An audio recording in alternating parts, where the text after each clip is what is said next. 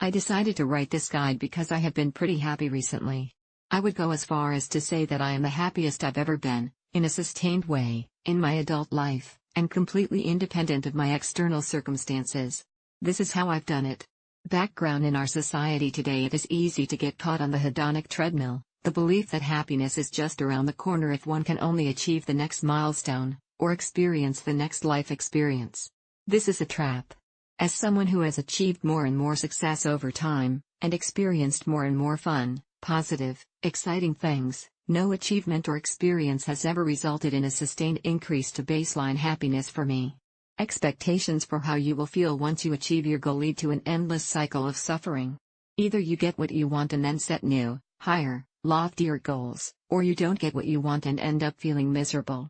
In The Score Takes Care of Itself, Bill Walsh tells of winning 3 Super Bowls in 10 years, only to quit at the height of success because victories felt like they didn't count anymore. Because of my observations during achievement phases, I used to believe that it was impossible to change your baseline happiness, that each of us has a certain level of happiness he or she was born with, and after momentary spikes up or down we will always revert to the mean.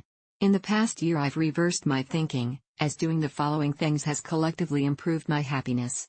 Note: I started off as a beginner in each of these areas, and personally have relatively low willpower. The following things aren't very hard to do, they just require repetition, consistent reminders, and practice. Gratitude 5-minute journal. I started off using the 5-minute journal, a simple app that asks you every morning to name 3 things you are grateful for, as well as 3 things you are going to do to make that day great, and the positive affirmations you have for yourself that day. Explicit gratitude is important because it helps recontextualize the short-term negative things that happen to you throughout the day in the greater context of all the positives in your life. The good thing about the journal is that it really just takes 5 minutes a day. My recommendation is that you commit to it for a week. That is only a commitment of 35 minutes, and then see if you feel better. After using the journal app for 6 months, I decided to create a gratitude master list, which is basically a Google Doc listing out all the things I was grateful for. I thought of 58, all the lucky breaks I've gotten to get where I am, and what the Justin of 1, 2, 5, 10, 15 and 20 years ago would have thought if he knew where I am now.